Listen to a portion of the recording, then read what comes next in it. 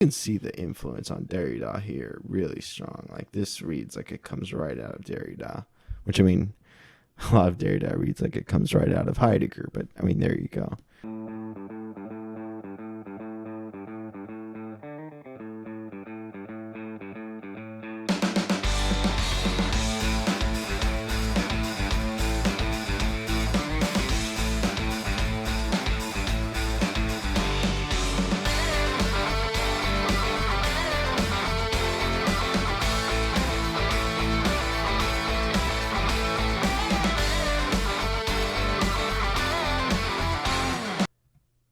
Oh, sorry, my mic was muted that whole time. I'm sorry, guys. We're back. We got through the introduction and the first part of chapter 1. It's clear now that we're not going to get through all of chapter 1 today because, it's taking a long time. So we'll get through chapter 1.2 today. And then tomorrow we can do 1.3 and 4 priorities. We're back. Yes. Sea Dogs with us for the long haul. Woo, woo, let's go. Okay. Question number 2. The formal structure of the question of being.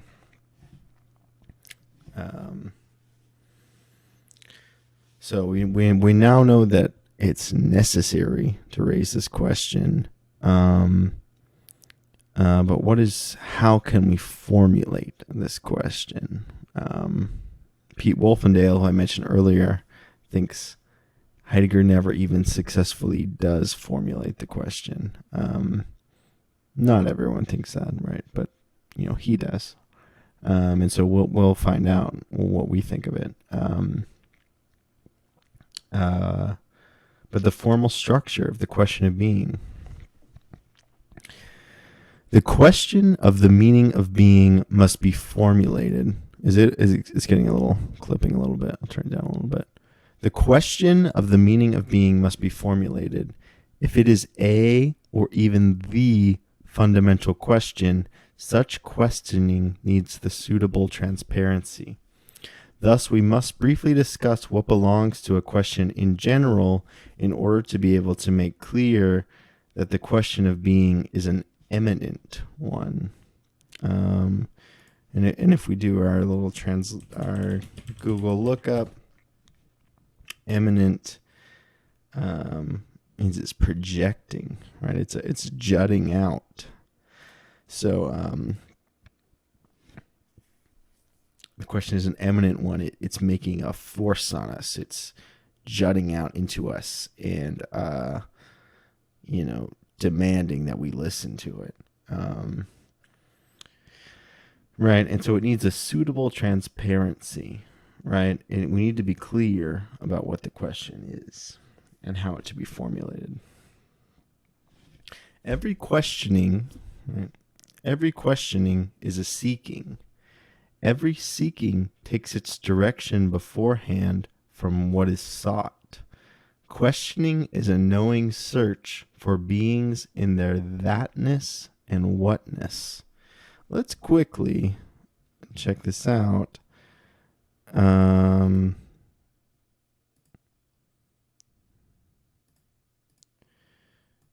Question. Is this something that Heidegger's digging out? Yeah. So the root of questioning is seeking, right? There's a searching or a seeking to questioning, and we could also we won't do that right now, but we could also look up what is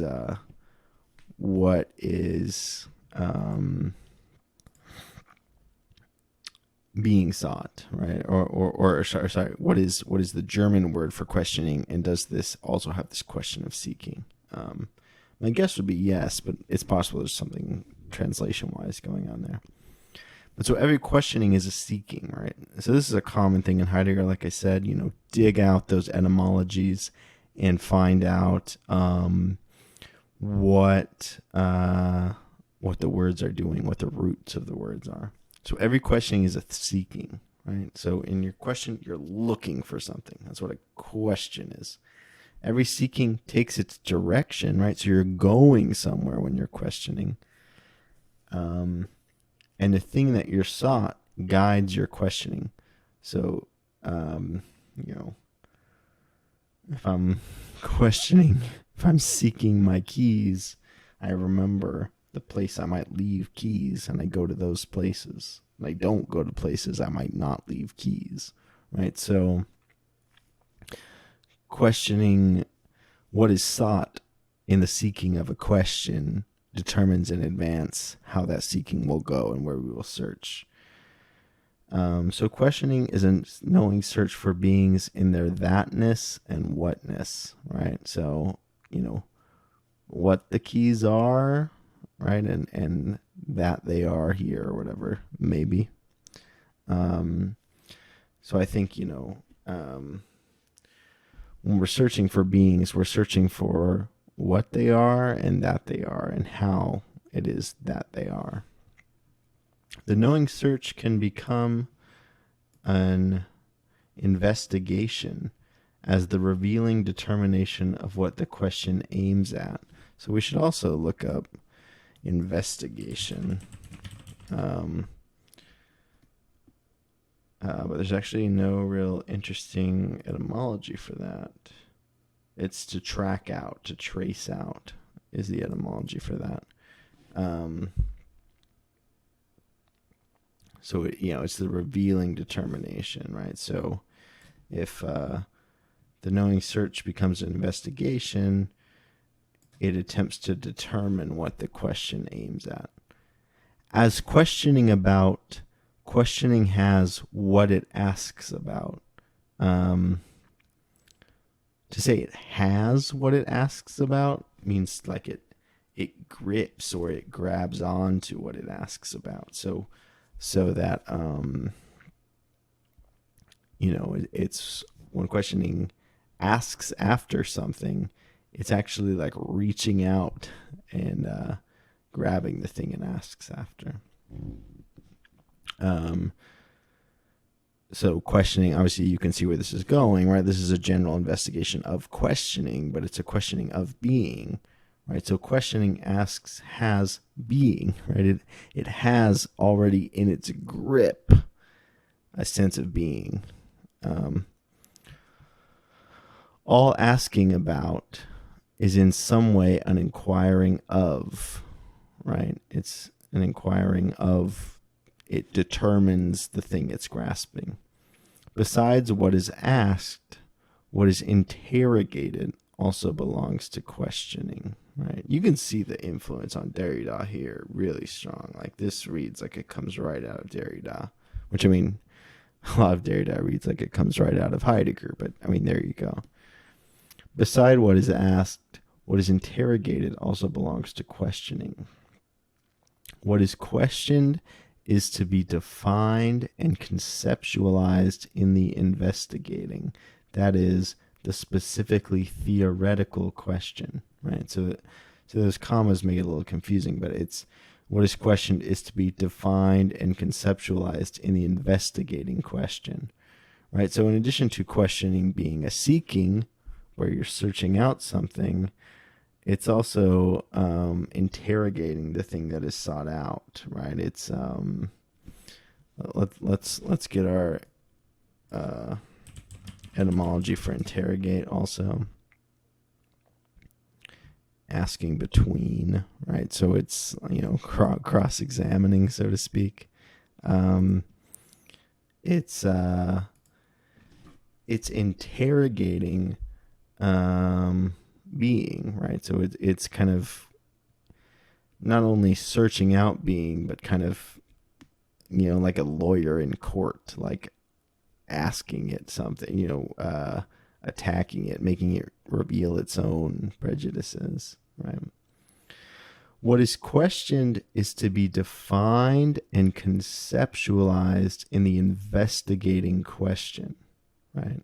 So the theoretical question, in the process of asking the question, defines and conceptualizes what is investigated, right? So you can see how how Heidegger's saying, when you ask what is being, at least if you do so carelessly, you already determine in advance what being is, or what you take being to be, at least.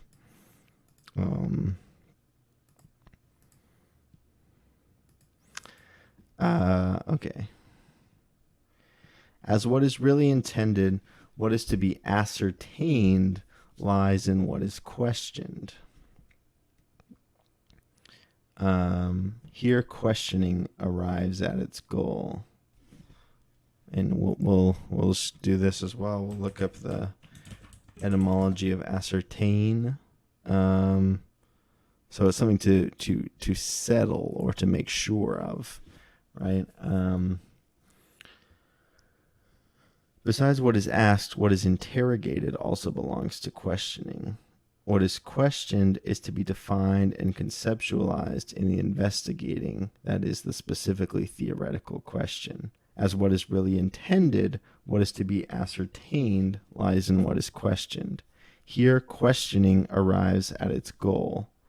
As an attitude adopted by a being, the questioner, questioning has its own character of being, right? So that's pretty thorny. But if we look at this, right, so in our example, right, being is what is intended. What is to be ascertained lies in what is questioned. Here, questioning arrives at its goal.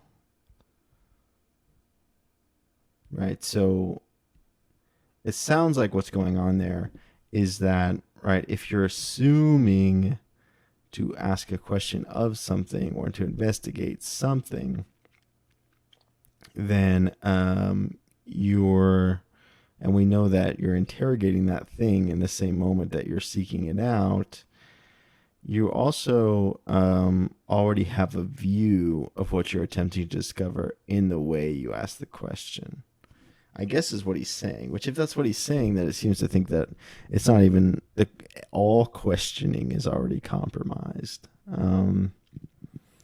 As an attitude adopted by a being, the questioner, questioning has its own character of being, right? So, okay, so I am a being. I ask a question. So it already is within the character of my being. So it already has a quality of being in it. So that actually makes sense, right? Because there's this sense in which, it's even like the sense of like Jesus, like the God is made in man's image kind of scenario, like the sense of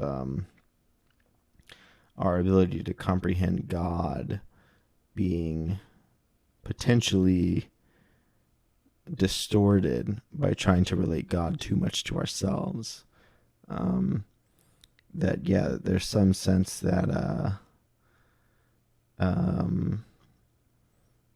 I take being as this particular kind of being and thus lose the unitary structure of being.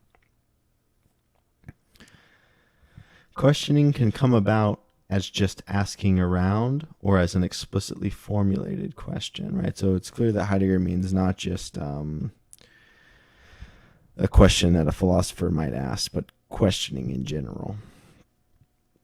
What is peculiar to the latter is the fact that questioning first becomes lucid in advance with regard to all the above named constitutive characteristics of the question.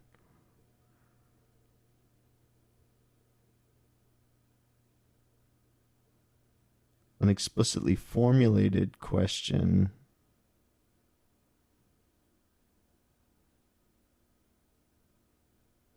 that is a weird phrase.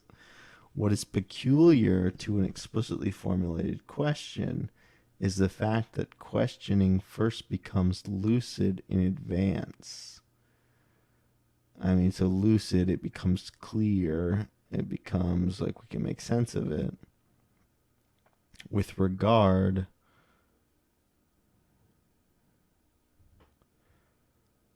so in other words, question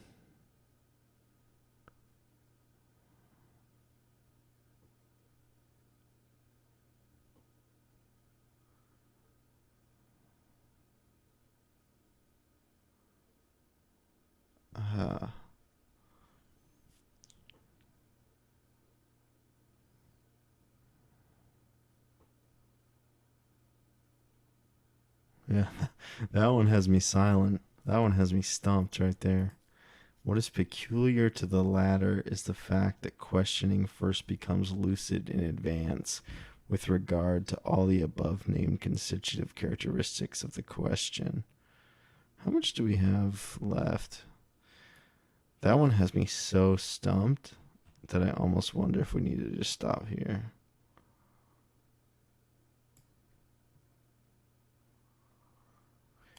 What is peculiar to the latter is the fact that questioning first becomes lucid in advance with regard to all the above named constitutive characteristics of the question. The question to be formulated is about the meaning of being. Thus, we are confronted with the necessity of explicating the question of being with regard to the structural moments cited. Wow. Huh.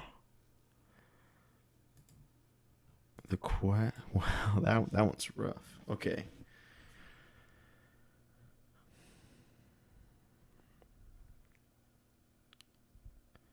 Right, so we have to formulate the question of the meaning of being, right? And we've just identified the formal structural aspects of questioning.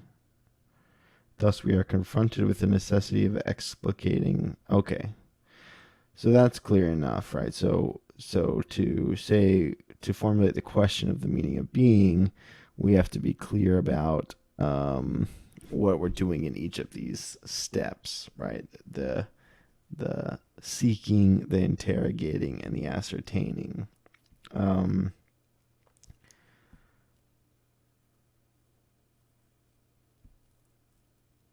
also the fourth, actually, that it has a questioning has a character of being influenced or informed or even determined by the being of the questioner. What is peculiar to the latter is the fact that questioning first becomes lucid in advance with regard.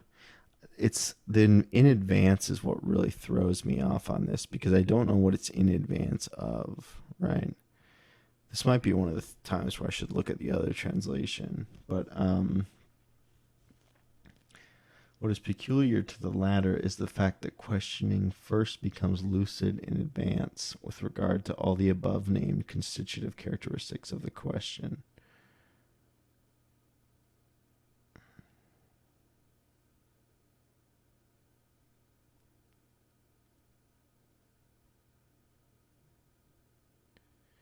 I guess what that's saying is that when it comes to an explicitly formulated question, you explicitly formulate the question, and that makes regular questioning, just asking around, clear. I think. So if you can formulate the different parts of the question, then you can understand the question, right? So it's like, even though you might think you have the thing and then you pick it apart its parts, you actually have to pick apart its parts. And then by picking apart its parts, you make the whole, which wasn't there before you picked apart the parts. I think that's what's going on. But let's keep going, because I think that's a good enough explanation for now.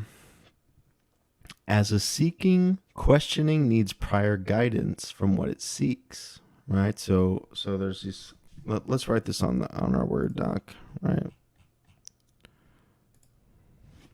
Structure of a question.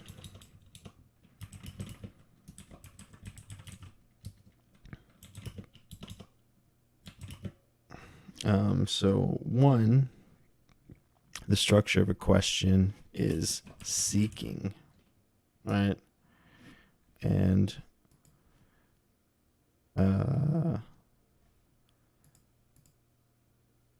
seeking is followed by ascertaining, right? I'm wondering if there's a certain like run of etymologies in German. Like, I'm wondering if I looked up, it won't work because we're in English, but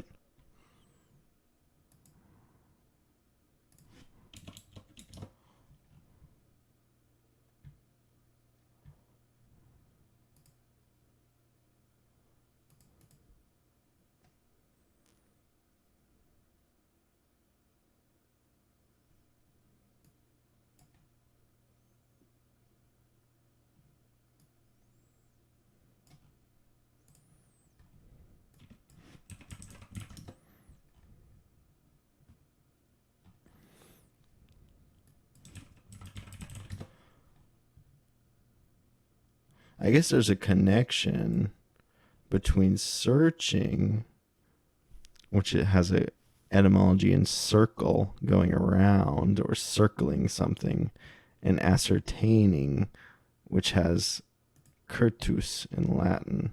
So maybe there's some relation, or maybe it's just a sonic play relation. But so there's interrogation. Well, that leads to ascertaining, not to interrogation. But I guess interrogating is going between ascertaining and also the being of the questioner, right? So, and then we'll have that, and we'll also give over here how this relates to the question of the meaning of being. As a seeking, questioning needs prior guidance from what it seeks. The meaning of being must therefore already be available to us in a certain way. We intimated that we are always already involved in an understanding of being. From this grows the explicit question of the meaning of being and the tendency toward its concept. We do not know what being means, but already when we ask, what is being, we stand in an understanding of the is, right? And this is important. In German, is and being are the same word. I mean, they kind of have a similar meaning in English, but in German, they're literally the same word. We stand in an understanding of the is without being able to determine conceptually what the is means. So when you ask what is being, you're saying what is. We stand in an understanding of the is without being able to determine conceptually what the is means. We do not even know the horizon upon which we are supposed to grasp and pin down the meaning. This average and vague understanding of being is a fact.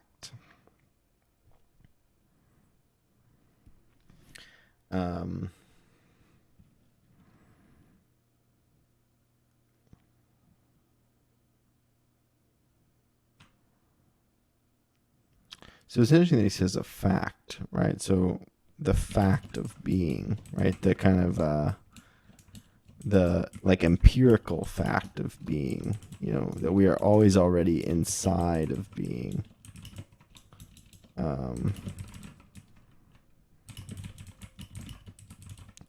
Right. So there's questioning takes prior guidance, right? This is going to end up describing the hermeneutic circle, I'm pretty sure, right? But on the one hand, you're guided by what you're seeking, right? And so in the case of being, it's this thing, this vague understanding that we already have, right? And then we try to explain that concept. So there's something dialectical also about this, but you have this vague understanding of being, and now we need to work out what it is, right? So what we're seeking, we already have access to, is this being that's already inside of us, right? That's already there. And so that's the hermeneutic circle right there. So let's keep reading a little bit. But so we've got the sense of the question, and I think it might end up being ordered temporally as well. So seeking is kind of like the past, but the past future, the thing that's ahead of us to which we're moving towards in our understanding. So let's read the next paragraph. No matter how much this understanding of being wavers and fades and borders on mere verbal knowledge, this indefiniteness of the understanding of being that is always already available is itself a positive phenomenon which needs elucidation. However, an investigation of the meaning of being will not wish to provide this at the outset. The interpretation of the average understanding of being attains its necessary guideline only with the developed concept of being. From the clarity of that concept and the appropriate manner of its explicit understanding, we shall be able to discern what the obscure or not yet elucidated understanding of being means, what kinds of obfuscation or hindrance of an explicit elucidation of the meaning of being are possible and necessary. right? So even though we have this idea of being, again, it's vague and it's not filled out. So and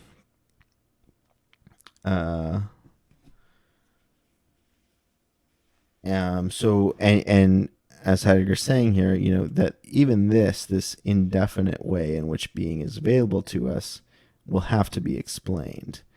But to begin with, the investigation is not attempting to do that at the outset. To understand the average understanding, you have to first have the developed concept. So it's kind of like there's a mirroring with what happened with the questioning up here, where the average sense of questioning, the just asking around, only becomes clear after developing the explicitly formulated question. The same thing is going to happen with being, right? That you're going to have a developed concept of being, which will make the average concept intelligible. From the clarity of that concept and the appropriate manner of its explicit understanding, we should be able to discern what the obscure or not yet elucidated understanding of being means, what kinds of obfuscation or hindrance of an explicit elucidation of the meaning of being are possible and necessary. Furthermore, the average, vague understanding of being can be permeated by traditional theories and opinions about being in such a way that these theories, as the sources of the prevailing understanding, remain hidden. What is thought in the question of being is not completely unfamiliar, although it is at first totally ungraspable. So I think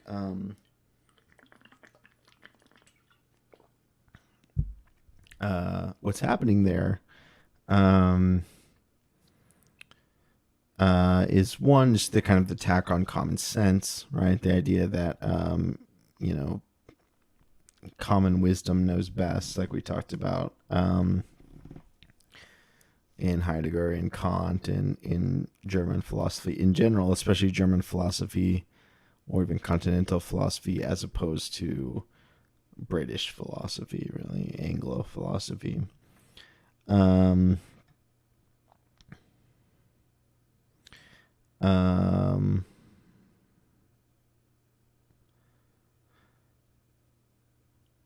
But that these theories and opinions that inform them, that inform common sense, don't feel like they come from somewhere. They feel like they just dropped from the sky, and everyone knows them because they're just true, right? So having them investigating this average, vague understanding loses potentially the theories and opinions which permeate it.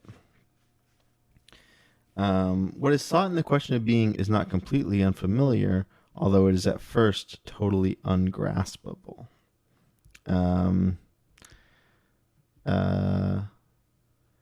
It's totally ungraspable in the sense that its whole can't be picked up and controlled or whatever, right? It's not like the average vague understanding,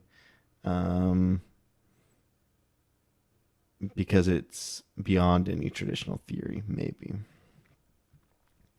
What is asked about in the question to be elaborated is being, that which determines beings as beings, that in terms of which beings have, that in terms of which beings have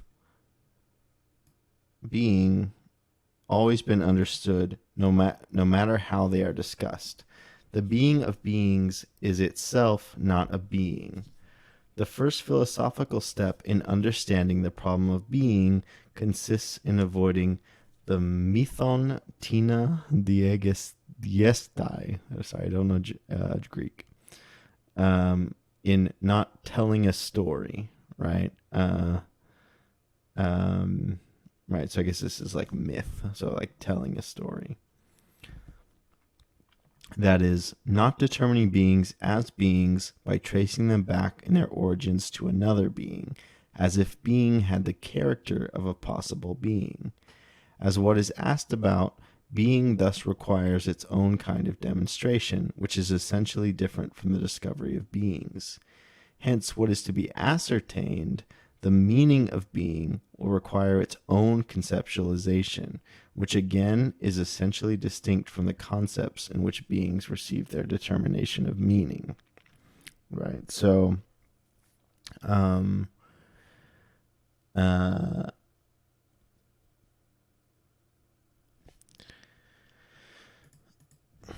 ascertaining is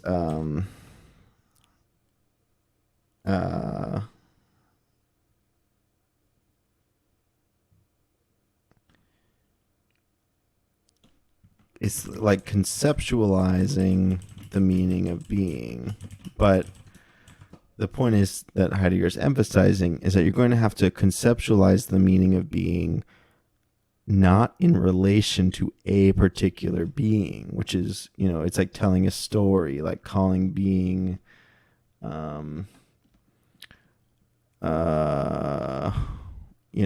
like it might be in a myth, the father sky and mother earth or whatever, right? These ways of describing being that metaphorize them and determine them as a particular type of being, right? That's what has to be avoided, right? The ascertaining is conceptualizing of the meaning of being on its own terms, right? Letting it self-determine itself. So did we miss interrogating?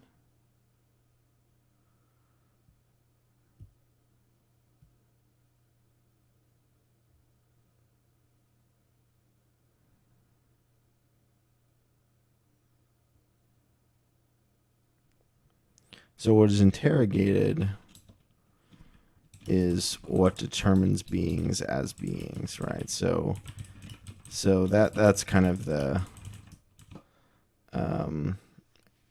it tries to ask this question of what makes beings beings, but what has to be ascertained in the questioning is a concept which does not rely on or is not parasitic on those beings themselves, which participate in being, perhaps. Okay, let's keep reading.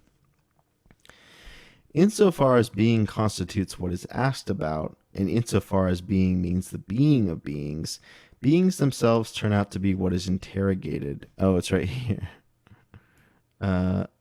So actually, yeah. So I was kind of guessing because I thought we missed it, but it's coming right here. Beings themselves are what is interrogated, right? So beings are, so to speak, interrogated with regard to their being, right? So what we, since this is transcendental structure, since it's having beings, that proves there always already is being, or that they were given by being, we have to start with the beings themselves and work our way back to being. The trick, start from the fact of being and work our way back to being. The trick is to do that while ascertaining being on its own terms and not ascertaining being as just a metaphysical abstraction or something like that.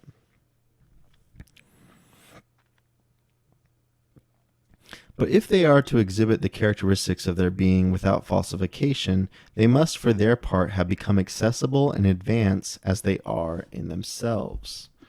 The question of being demands that the right access to beings be gained and secured in advance with regard to what it interrogates.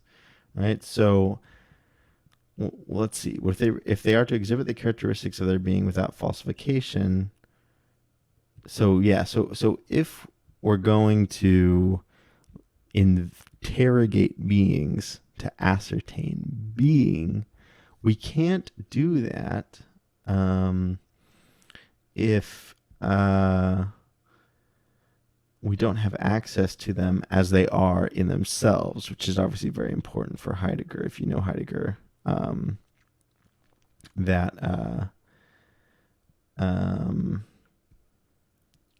they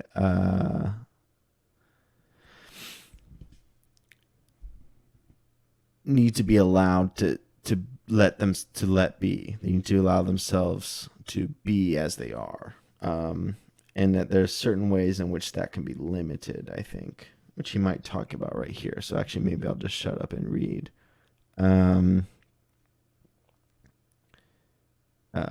But so yeah, so the question being demands that the right access to beings be gained and secured in advance, right? So we have to know that we do have access to what we seek and what we interrogate.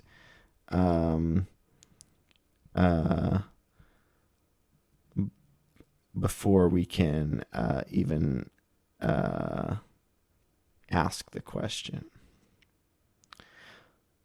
But we call many things existent, seiend, and in different senses. Everything we talk about, mean, and are related to is in being in one way or another. What and how we ourselves are is also in being. Being is found in thatness and whatness, reality, the objective presence of things, Vorhandenheit, which will become very important, but I don't need to jump ahead.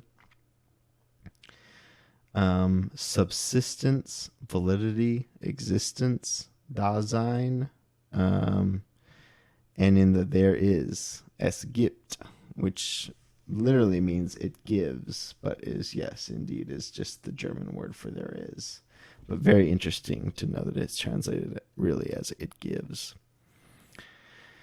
In which being is the meaning of being to be found?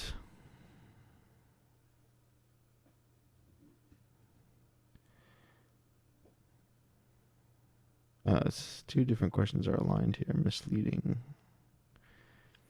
From which being is the disclosure of being to get its start? From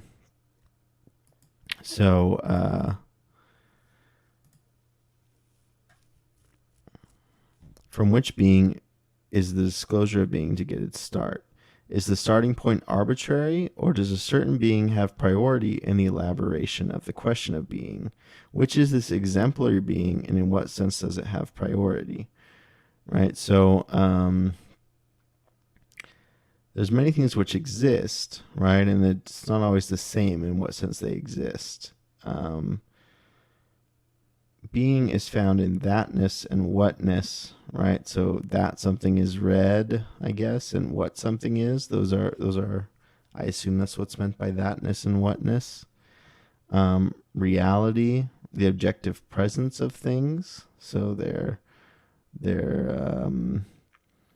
perceivable quality, subsistence, validity, existence, right? So these in a way are all philosophical and common, a mix of both ways of describing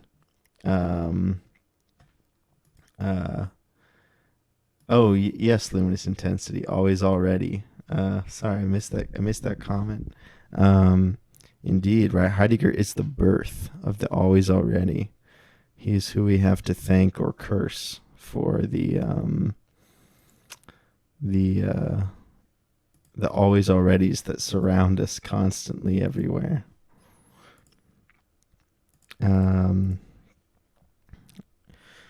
Yes.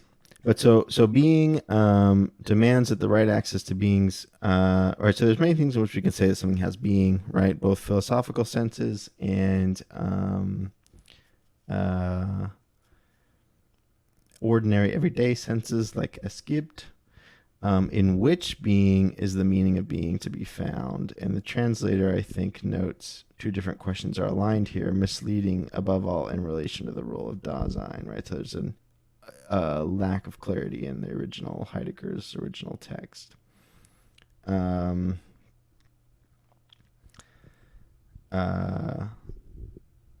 but so the meaning of being, in which of these beings is it to be found? From which being is the disclosure of being to get its start, right? So we're trying to get being to disclose itself to us, and that's not going to happen. That's not going to happen if we don't know where to set that disclosure in motion. Is the starting point arbitrary, or does a certain being have priority in the elaboration of the question of being? Which is this exemplary being, and in what sense does it have priority?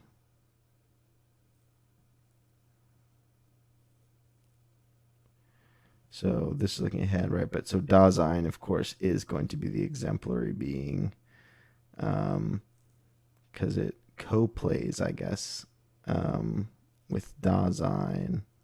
Perduring the truth of being, plays to and with being, brings it into the play of resonance, right? So that's an important later Heidegger idea that I and all human beings are in resonance with being, that we're like bells echoing off of each other. If the question of being is to be explicitly formulated and brought to complete clarity concerning itself, then the elaboration of this question requires, in accord with what has been elucidated up to now, explication of the ways of regarding being and of understanding and conceptually grasping its meaning, preparation for the possibility of the right choice of the exemplary being, and elaboration of the genuine mode of access to this being. Regarding, understanding, and grasping, choosing, and gaining access to are constitutive attitudes of inquiry, and are thus themselves modes of being of a particular being. Of the being we inquirers ourselves in each case are. So let's go over that again. In accordance with the explication of the ways of regarding being, of understanding and conceptually grasping its meaning, preparation of the possibility of the right choice. So, okay. So basically, to formulate the question with the seeking, with the interrogating, with the ascertaining, like we've just said, right? And that last part about what is the exemplary being is kind of the fourth question: who is the being of the questioner? If the question of being is to be explicitly formulated and brought to complete clarity concerning itself, then the elaboration of this question requires, in accord with what has been elucidated up to now, explication of the ways of regarding being and of understanding and conceptually grasping its meaning, preparation for the possibility of the right choice of the exemplary being. So yes, we're gonna have to pick the exemplary being, an elaboration of the genuine mode of access to this being. Regarding, understanding, and grasping, choosing, and gaining access to are constitutive attitudes of inquiry, right? So the idea that you're going to understand something, that you're going to hold it, have it for you, you're going to choose what to seek, what to interrogate, what you gain access to. Those are all attitudes of questioning, constitutive attitudes, actually what make inquiry possible, and are thus themselves modes of being of a particular being. And this is the kind of big reveal of the being we inquirers ourselves in each case are. Right? It's like not I think, therefore I am, but I question, therefore I am. Right? So it's my questioning that makes me the exemplary being. It's my questioning that means that I have to turn this investigation on myself. So it's also the function of critique, right? Of self-critique, of recognizing my own understanding, right? Catching myself seeing the act of my own seeing in the mirror. Thus, to work out the question of being means to make a being, one who questions, transparent in its being. Asking this question as a mode of being of a being is itself essentially determined by what is asked about in it, being, right? So to ask the question, what is the mode of being of this being who asks the question, what is being, is already determined by the horizon of being itself. So the Heidegger notes, being held out into the nothingness of being, held as relation, right? So I guess Dasein, there's a sense of a relation to being or even to nothingness.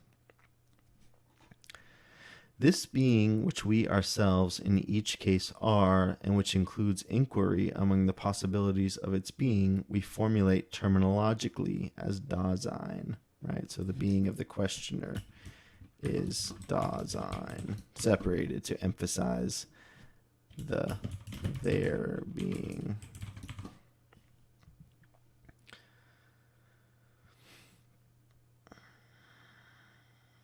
The explicit and lucid formulation of the question of the meaning of being requires a prior suitable explication of a being, Dasein, with regard to its being.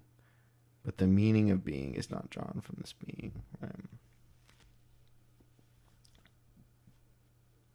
So, hence why being in time is going to be an investigation of Dasein. Not because Heidegger thinks the human is the most important, or even his goal, to investigate the human, but rather it is only through investigating the human that one can get access to that being, which gives the human and all else. But does not such an enterprise fall into an obvious circle, right? This is the hermeneutic circle. To have to determine beings in their beings beforehand, and then on this foundation, first pose the question of being, right? So you determine beings in their being beforehand, and then once you already know what being is, you can ask the question, what is being? What else is that but going around in circles? In working out the question, do we not presuppose something that only the answer can provide? Formal objections such as the argument of circular reasoning, an argument that is always easily raised in the area of investigation of principles, are always sterile when one is weighing concrete ways of investigating. They do not offer anything to the understanding of the issue, and they hinder penetration into the field of investigation. So that's a kind of funny, just straight up dismissal of that criticism. But in fact, there is no circle at all in the formulation of our question. Beings can be determined in their being without the explicit concept of the meaning of being having to be already available. If this were not so, there could not have been, as yet, any ontological knowledge, and probably no one would deny the factual existence of such knowledge. It is true that being is presupposed in all previous ontology, but not as an available concept, not as the sort of thing we are seeking. Presupposing being has the character of taking a preliminary look at being in such a way that on the basis of this look, beings... Oh, sorry, I don't know why that happened. Presupposing being has the character of taking a preliminary look at being in such a way that on the basis of this look, beings that are already given are tentatively articulated in their being. This guiding look at as being grows out of the average understanding of being in which we are always already involved, and which ultimately belongs to the essential constitution of Dasein itself.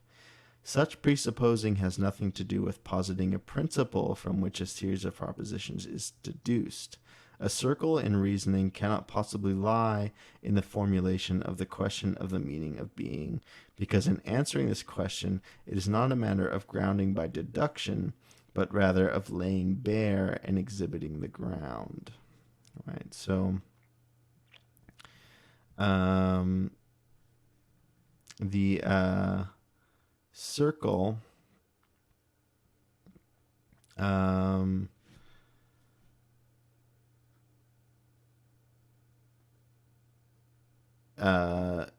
is a way out because there is a real knowledge, Heidegger's saying, basically, right, of being that we do have beforehand.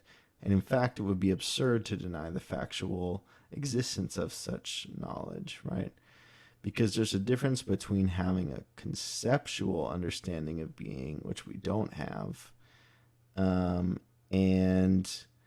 an average understanding of being, which we do have.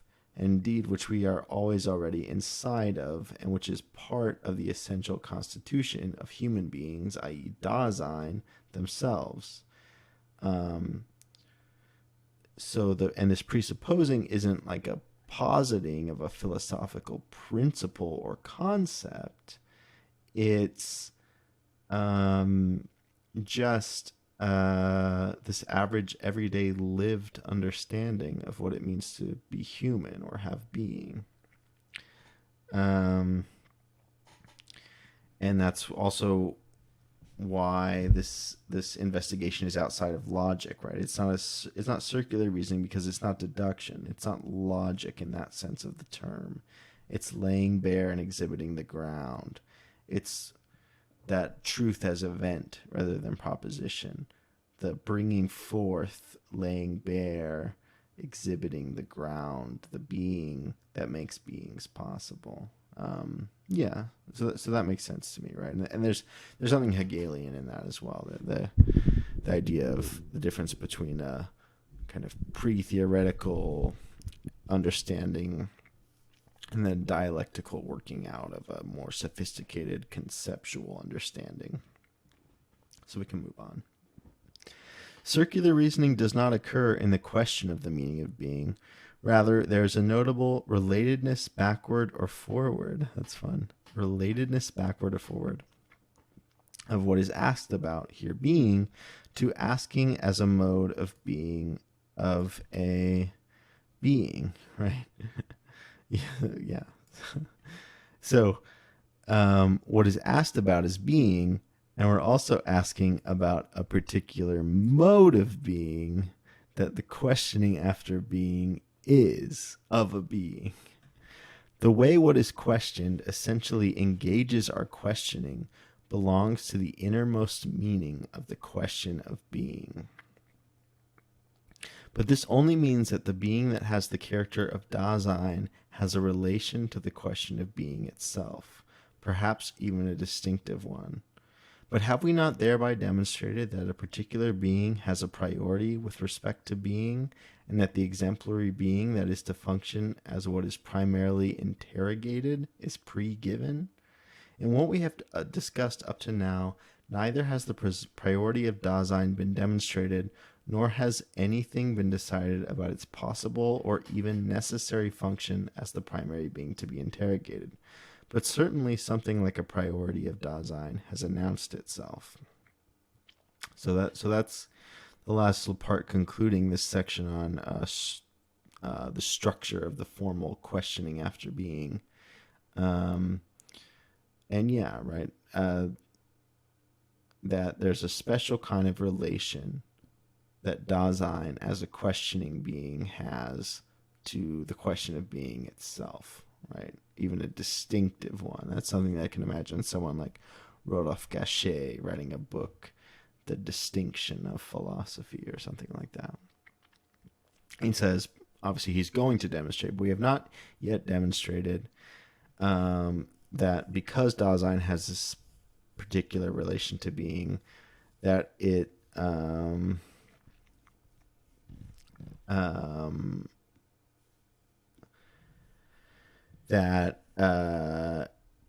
it is still to function as what is primarily as what is pre-given, it says, but we have not thereby demonstrated that particular being has a priority with respect to being, and that the exemplary being that is to function as what is primarily interrogated is pre-given, right? So we might have to investigate that more tomorrow. I'm not sure exactly what it means by pre-given. But I guess the suggestion is that, we recognize that Dasein has a special relation to being. That's not the same as recognizing that it just goes without saying, or it's pre-given. I think I might be reading ahead with the giving. It's pre-given as the privileged site for investigating being. So that has to be proved, which I think is going to happen in the next section. In what we have discussed up to now, neither has the priority of Dasein been demonstrated, nor has anything been decided about as possible or even necessary function as primary. Exactly what I just said. But there is a priority of Dasein which has announced itself by its having this special relationship to being. Cool. Okay, so that's the end of section 2, and that's probably enough for me today. I really wanted to get through the whole first chapter, but I promised that we would go slow, and we are going slow, but we're getting some work done, so that's cool. We looked at this woo. Yeah, Sea-Dog, we made it. We got through a full 2 sections of the first chapter. Pog-U's in chat. PogChamp, Pog-U. We will do more tomorrow. We're going to be doing this every day, Monday through Friday. I'm going to be going through this full book. So if you're interested in being in time, keep checking it out. I'm going to post edited videos on YouTube also. So yeah, so cool. Thanks for coming out, Luminous. Come back tomorrow if you want to. Pog you, woo. Heck yeah. Thanks everyone. Good stream. I will see you all tomorrow. Maybe I won't. I don't know if you're coming back, but it was a lot of fun. See you guys.